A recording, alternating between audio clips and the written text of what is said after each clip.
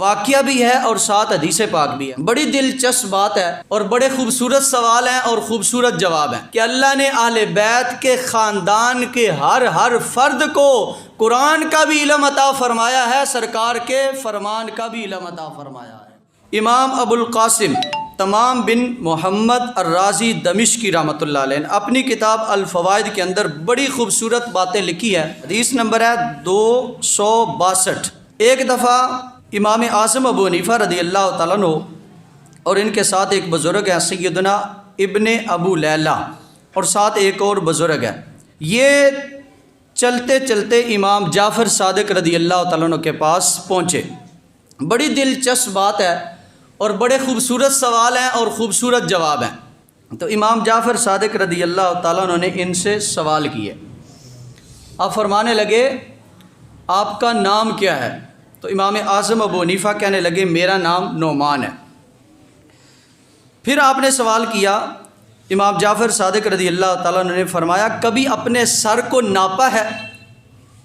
بڑا حیران کن سوال ہے، کبھی اپنے سر کی پیمائش کی ہے؟ تو امام اعظم ابو حنیفہ رضی اللہ تعالیٰ عنہ کہنے لگے سر کو ناپنے کا کیا مطلب ہے؟ پھر آپ نے اور سوال کر دیا، یہ جانتے ہو کہ یہ جو آنکھوں سے آنسو نکلتا ہے یہ نمکین کیوں ہوتا ہے؟ نعمان بن ثابت، یہ جو آنکھوں میں نمکینی ہے اس کی کیا وجہ ہے؟ اس کے ساتھ پھر سوال کیا، فرمایا جو کانوں کے اندر کرواٹ ہے یہ کیوں ہے، اس کی کیا وجہ ہے؟ اس کے ساتھ پھر سوال کیا، فرمایا یہ منہ کے اندر مٹھاس کیوں ہوتی ہے، یہ جو لعاب ہوتا ہے تھوک ہوتا ہے یہ میٹھا کیوں ہوتا ہے؟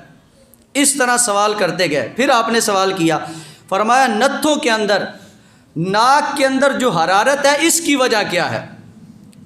پھر آپ نے اس کے بعد اور سوال کیا، فرمایا وہ کلمہ کون سا ہے جس کے شروع میں کلمہ کفر ہے اور اس کا اختتام کلمہ ایمان ہے؟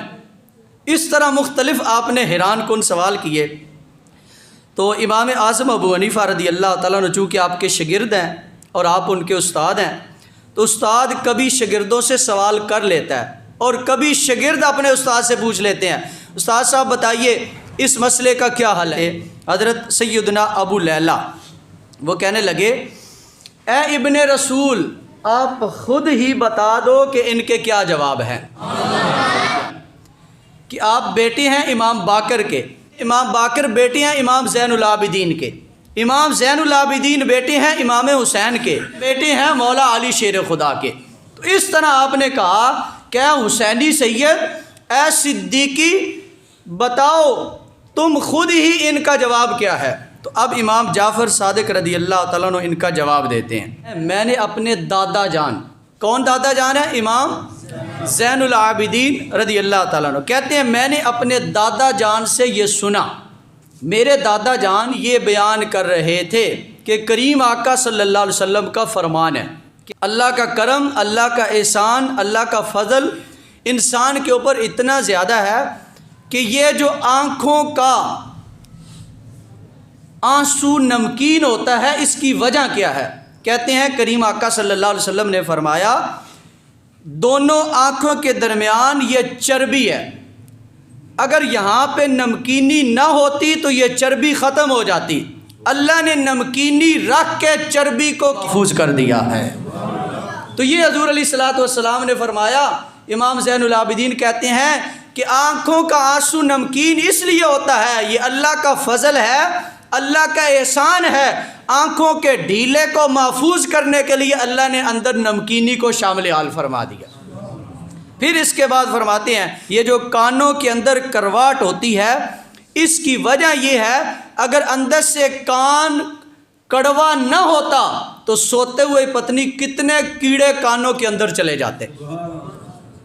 تو یہ کرواٹ اللہ نے اس لیے رکھی ہے کہ کوئی کیڑا مکوڑا کان کے اندر نہ جا سکے۔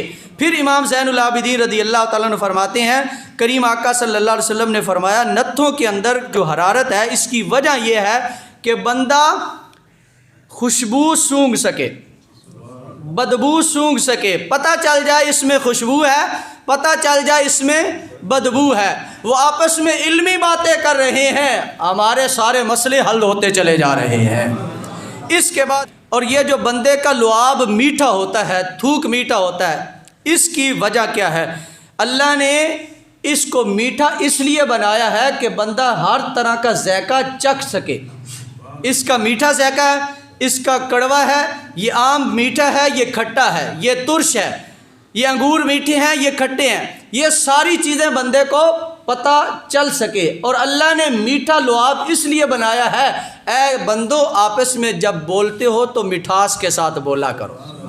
اس کے بعد امام زین العابدین رضی اللہ تعالیٰ عنہ کہتے ہیں، اور اس کو امام جعفر صادق رضی اللہ تعالیٰ عنہ نے بیان کیا، اے امام اعظم ابو حنیفہ، وہ جو میں نے کہا تھا جس کا شروع میں کلمہ کفر ہے اور آخر میں کلمہ ایمان ہے، وہ کیا ہے؟